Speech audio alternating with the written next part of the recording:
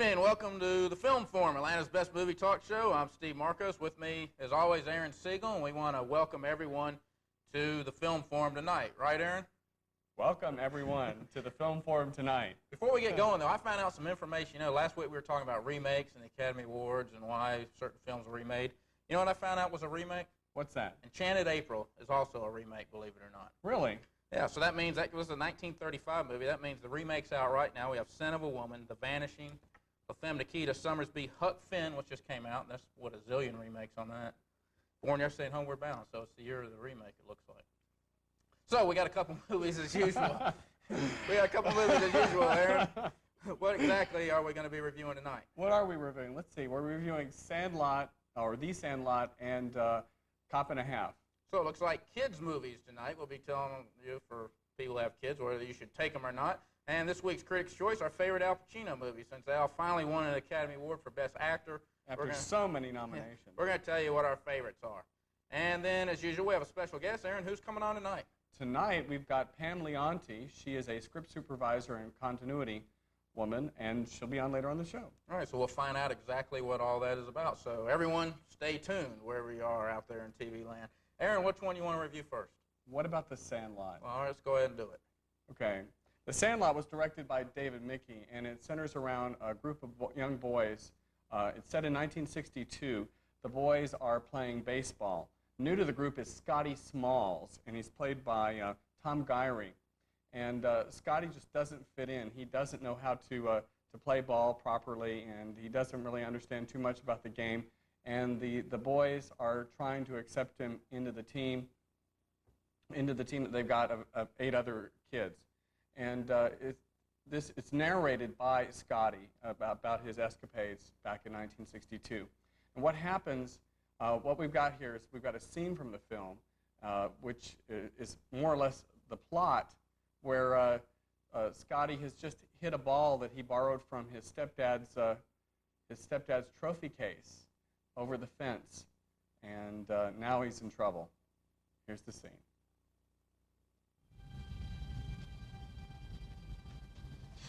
You gotta get that ball back. Oh, yeah, right. Good one, Small. Oh, yeah. Good one, Small. Hey, Charlotte, forget about it, man.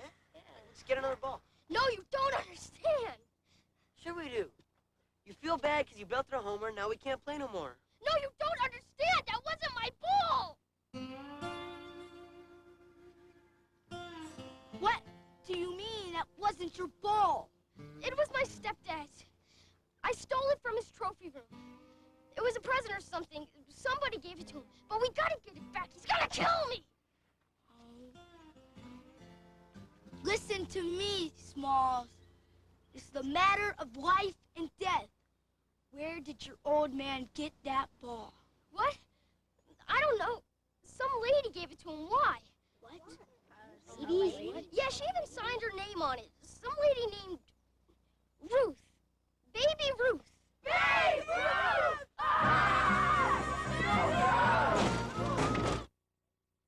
Okay, and that's a scene from The Sandlot. And you saw me and you had a cameo in that. Yes, we were watching the scene. That was directed by David Mickey. It also has cameo appearances by James Earl Jones and Karen Allen. And it opened today. Yeah, it opens today. And Aaron, you like this movie a lot from I love this film. What'd you like about it? I loved it because it's about baseball. It's about growing up. It's a coming-of-age movie. It's really nostalgic in the way it's done. The kid he's not sure which foot to throw on, and so he has a bad experience trying to play catch with his stepdad because he keeps trying to throw the ball.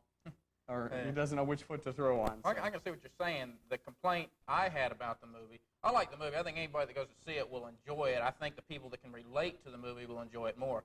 I think the movie focused too much on baseball and limits its scope or viewer appreciation. I think a lot of people that don't care about baseball may not like it as much as, say, kids that play Little League or parents who have kids who play Little League, or in the case of the movie with the narrator, it may really appeal to the grown-up who loves to look back at his life when Little League Baseball was so much. But I played a lot of ball when I was young. I play even now. But I wish the movie had focused more on the growing up things. Well, there were the first scenes. love. I mean, there were scenes with the swimming pool where. Yeah, but it wasn't expanded. It was, for the most part, it was pretty much them playing baseball all the time. Yeah. There were a few scenes, but I would have liked to have seen more scenes of first love and getting in trouble and all the other stuff you Well, do as then a the kid. movie would have been called Growing Up instead of The Sandlot. Yeah, so. true. But I think when you make it just baseball, you limit its appeal. Like preteen girls or young teenage girls, I don't know if they would like the movie that much because it focuses a lot on baseball. Women who could care less about baseball. I just think they limited the scope of the movie. I think everyone will enjoy it. Well, every woman that I have asked that has seen it has loved it. Do they? Yeah. Even though they didn't have kids, or even though they didn't have single kids. women that never played ball in their life. Single women that have never played ball. Well, there were some hilarious scenes in. I mean, there were Some great times scenes. when you could barely hear the crowd laughing. I mean, because of the crowd laughing, You could barely hear the film. you could barely hear the film. Okay, how many stars are you going to give this one, Steve? I think it's more of just an average movie. I'm going to go with 2 stars because, like I said, I think it would have been better if they had broadened its horizons a little bit. And I'm going to give it 4 stars. So you liked it that much? I liked it that much. I think this is a great movie to take your family to. Let me ask you, you know that movie, the show, was it Growing Years or Wonder Years? Wonder Years. Wasn't it similar to that with the narration and looking back on I on suppose. life? So maybe people like that TV show may Yeah. enjoy this. Okay. Alrighty. We're going to take a phone call. Hello, caller? Ask you about the Sandlot. All right. Okay. It kind of reminds people of their children when they were learning to play. Yeah, that's why I said that maybe grown-ups that have kids that played a lot will really enjoy it, and for grown-up men that really enjoyed playing when they were kids will really enjoy it. I think it was a very enjoyable film. I think it would be like one of you learning to play baseball when you were a kid. Yeah, probably. Well, at the Okay. same time, I played ball and learned to play and all that, but I still wish the movie had touched on other things about growing up than just baseball. But it's an enjoyable movie to anybody. Thank you. Thank All right. you. All right, we'll get on with our second film. Our second film came out last Friday. It's called Cop and a Half and stars Burt Reynolds and Norman Golden II. Golden plays 8-year-old Devin Butler, whose biggest fantasy is to be a cop. One day, while playing cops and robbers, he witnesses a real-life murder. And when the cops question him about the murder, they find out that he has vital information that could lead to a major drug bust. However, Devin's not stupid. He knows the information means a lot to the cops, and he also knows he now has the leverage to cut a deal. Make him a cop for a couple weeks, or for a couple days, that is, and he'll be glad to hand over all the information. When the cops realize that they have no other choice, they assign Nick McKenna. Excuse me here, choking up here. They assign Officer Nick McKenna to be his partner. Now, Nick hates kids, and kids hate him, and what's supposed to be a day-long babysitting job turns out to be the real-life cops and robbers adventure that Devin has always dreamed about. And in the scene we're about to take a look at, we see Devin trying to cut a deal. Why don't you just go ahead and give us that plate number? And then we can all go home. Okay. Make me a cop. Why do you want to be a cop? Look at this guy. Bad back, bad marriage, bad attitude. Son, does that sound like any kind of life for anybody? But if you were a cop, people don't sass you. I tell you what, I'll give you a little taste of what I got. A taste? Where does he get this stuff? Prime time. There's a shipment of euphoria coming in. Mm-hmm. Where? Don't know, but I got a name. What's the name? I really want to give you this name. You put me on duty, it's yours. All right, that's the scene from Cop and a Half, and before we go to the review, let's take the phone call. Caller, you're on the air. Hi, I have a comment, actually, going back to Sandlot. I feel like anyone who's going to go see this movie is going to understand what it's about just from the title of the film. It was an excellent film, and I kind of feel like the point of it was about a child and his trials and tribulations of moving to a new city and meeting new friends. So I think that there was a lot of growing up and such in the film Oh, that's true.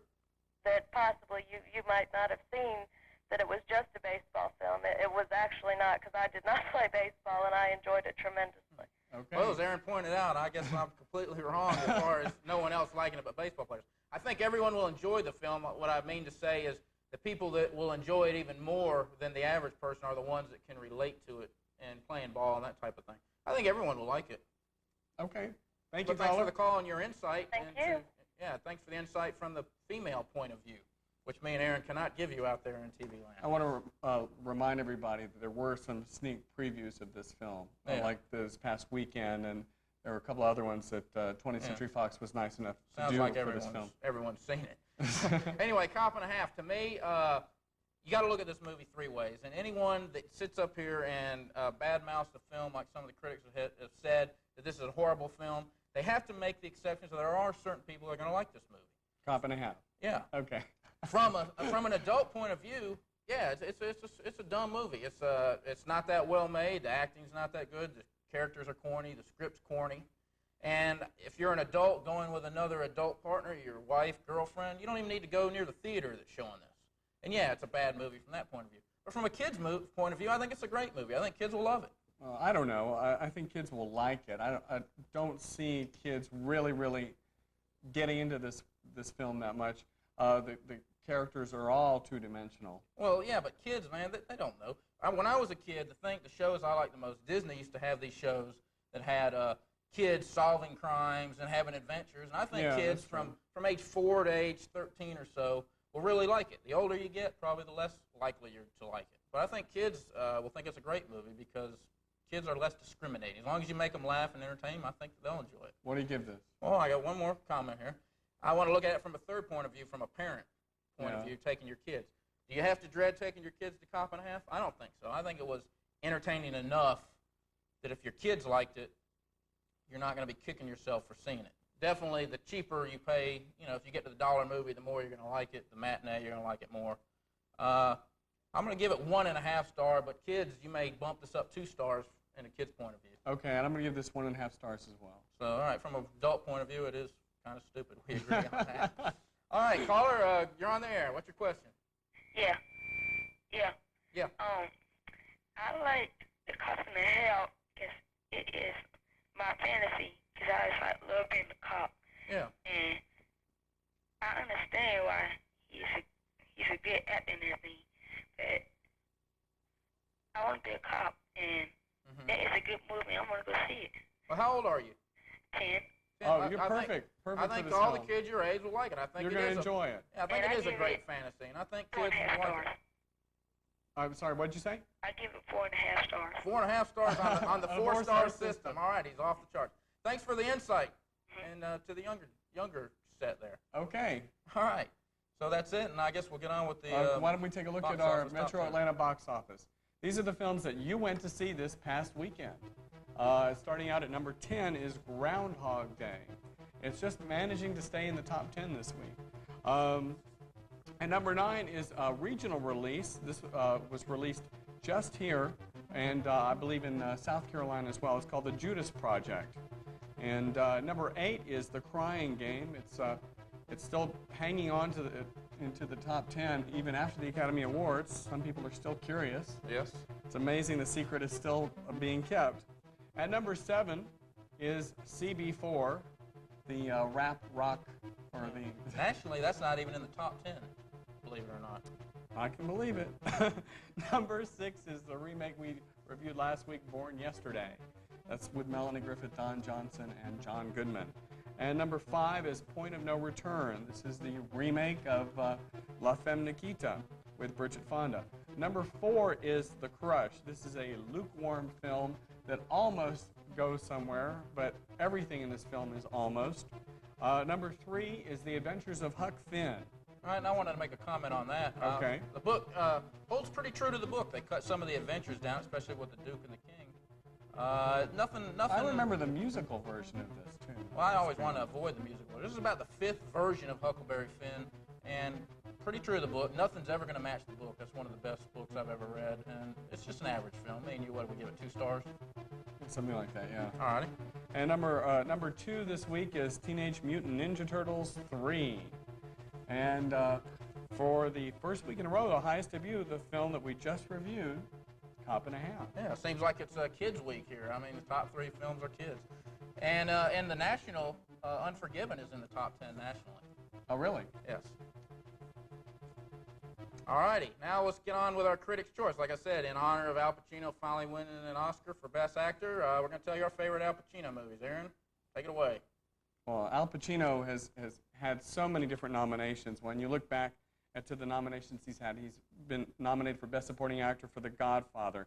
He's been nominated for Best Actor for Serpico, Best Actor for Godfather Part 2, Best Actor for Dog Day Afternoon, Best Actor for And Justice for All, and Best Supporting Actor for Dick Tracy. And this year he was nominated for Best Supporting Actor for Glengarry Glen Ross. I had to pick from several of the films that Al Pacino was in, 3 of the most memorable. Number 3 was Dog Day Afternoon. This is a true life drama about a bank robbery that has gone wrong. And it was directed by Sidney Lumet in 1975. Sidney Lumet is usually good at chaotic confusion type of films. And it also stars John Cazale. Number 2 is Sea of Love. This is Al Pacino, Alan Barkin, and John Goodman. It was directed by Harold Becker. Sorry. This is about a policeman that is on the trail of a serial killer, and he thinks Alan Barkin might be his killer, or his serial killer. And my number 1 favorite Al Pacino film is his performance in Godfather Part 2, which was awarded 6 Oscars. It came out in 1974, was directed by Francis Ford Coppola. Those are my 3 Al Pacino films. All righty, and I'm going to do something a little different here. I'm going to tell you my favorite 3, but in the meantime, I'm going to tell you the film history of Al Pacino really quick. He started off in '69 with Me, Natalie, with Patty Duke. He had a small role. I never even heard of the movie till I did my research. In '71, he starred in Panic in Needle Park, a pretty good movie that's about drug abuse. In '72, he started his first string of 4 consecutive years with Oscar nominations for The Godfather Part 2. He lost as a supporting actor nomination to Joel Grey in Cabaret. In '73, he was in the film Scarecrow, which I haven't seen, but a friend just recently told me that it was a great movie and I should go see it. So I'll maybe check that one out. And then also in '73, Serpico, he was nominated for Best Actor, a film I thought was so-so, nothing special. He lost to Jack Lemmon in Save the Tiger. And his 3rd Oscar nomination came in '74 for The Godfather Part 2. Godfather won Best Picture. Again, he lost to Art Carney and Harry and Tonto. And then '75, my favorite Al Pacino movie is Dog Day Afternoon. I think this is his best performance by far, and if it wasn't for Jack Nicholson winning in One Flew Over the Cuckoo's Nest, which was a fantastic performance, Al Pacino any other year would have won it. And also nominated for Best Picture. About a bank robbery that went bad. It's a comedy. It's funny. Check it out. In 1977, his first kind of bad movie, Bobby Deerfield. He was a race car driver. In '79, he played in Injustice for All, a movie I haven't seen and don't know much about. In 1980, he played in Cruising, where he was an undercover cop that had to go into the homosexual world to solve a serial killing movie. I didn't really care for it that much. 1983, my second favorite Al Pacino movie, Scarface. I think he was awesome in this movie, and if it wasn't for him cussing and killing people all the time, he would have received an Oscar nomination. I think the Academy is afraid to give awards to that type of a character. This is the 4th time Scarface has been in my Critics' Choice. And then in 1985, the worst Al Pacino movie ever, one of the worst of all time, Revolution. Stay away from that. In '89, Sea of Love. I loved it. Hey, it's kind of like Basic Instinct, where the female character, you think she's guilty one minute, you don't the next. It's a great thriller detective cop story. That was 1989. 1990, supporting Oscar nomination for Dick Tracy. He played a similar role as Jack Nicholson did in Batman, kind of this eccentric guy that steals the scene. 1990, he played in Godfather 3. 91, Frankie and Johnny, an overrated film as far as I'm concerned. And that brings us up to date with Scent of the Woman, which he won Best Actor, and Glengarry Glen Ross, which he lost out to Gene Hackman. And Scent of a Woman, I think, is his 3rd best performance. So anyway, that's the history of Al Pacino for all of you that always wanted to know but were afraid to ask. And now we have a phone call. Caller, you're on the air. Yes, I just wanted to get back to the Al Pacino issue. All righty. I thought that you commented on the Serpico, his film.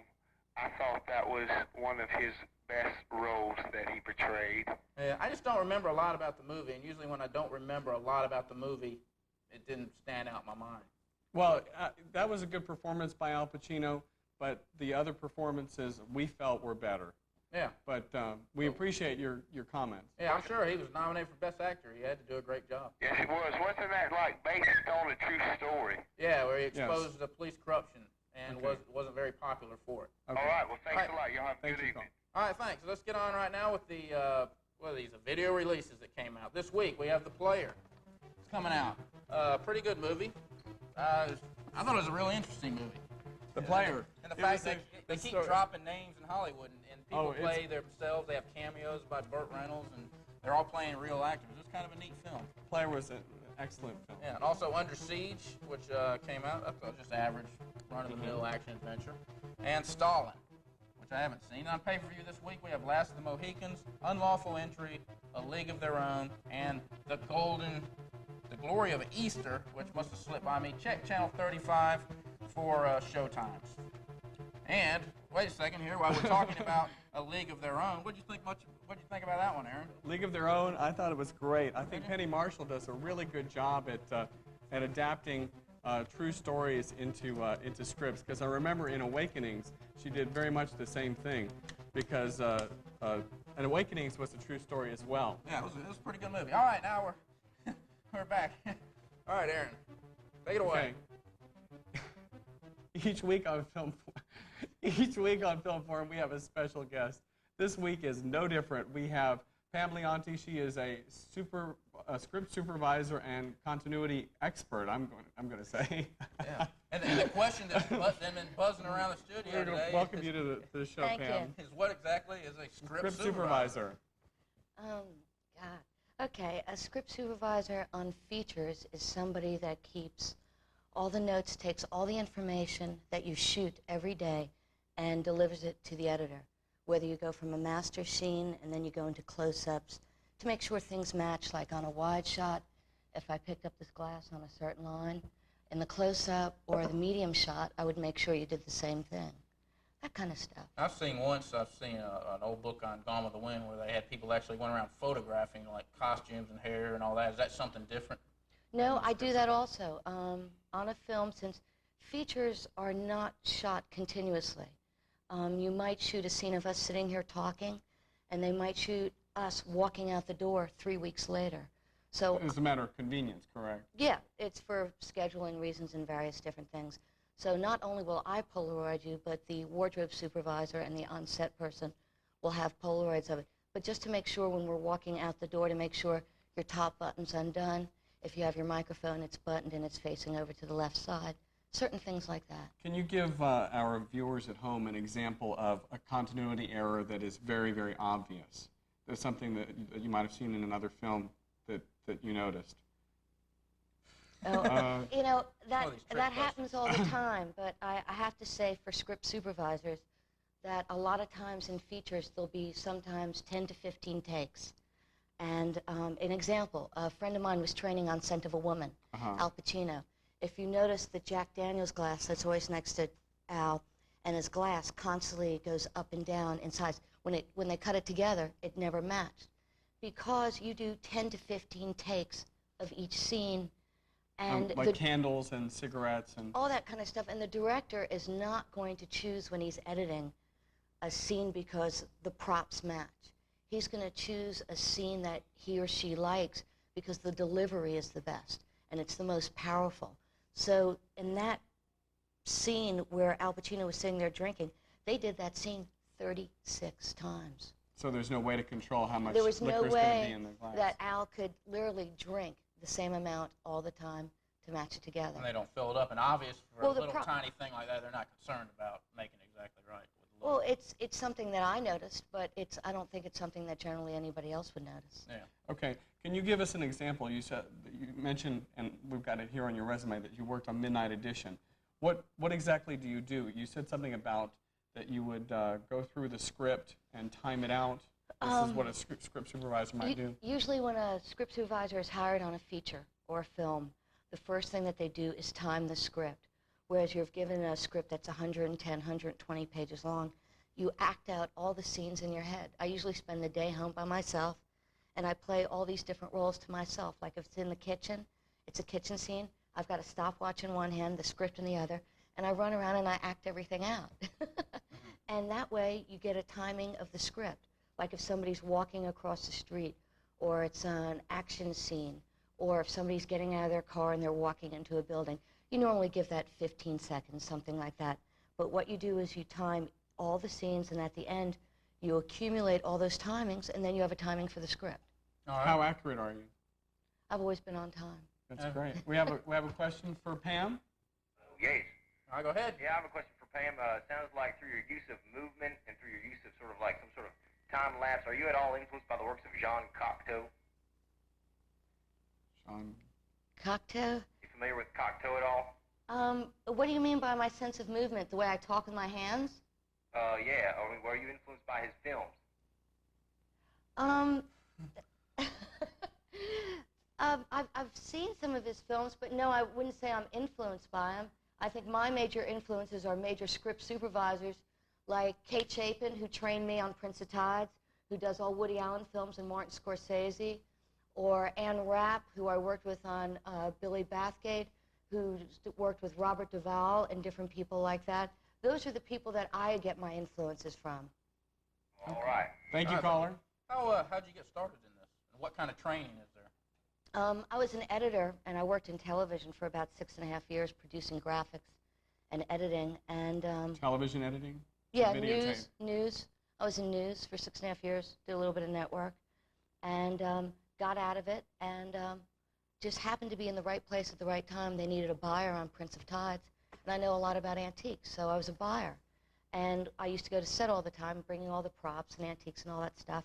And I got to meet Kate Chapin, who was the script supervisor, and she befriended me. And we got to know each other over about 2 months down there shooting in Beaufort.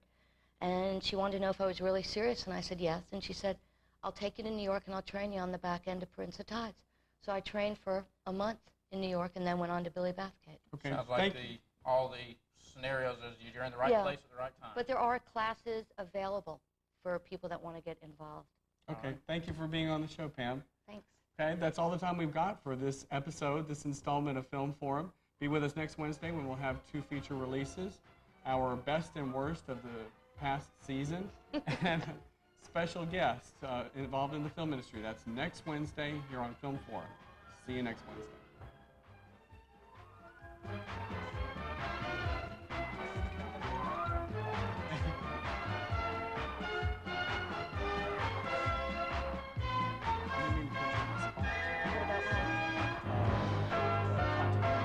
No, I think the premise that because you have to protect your own.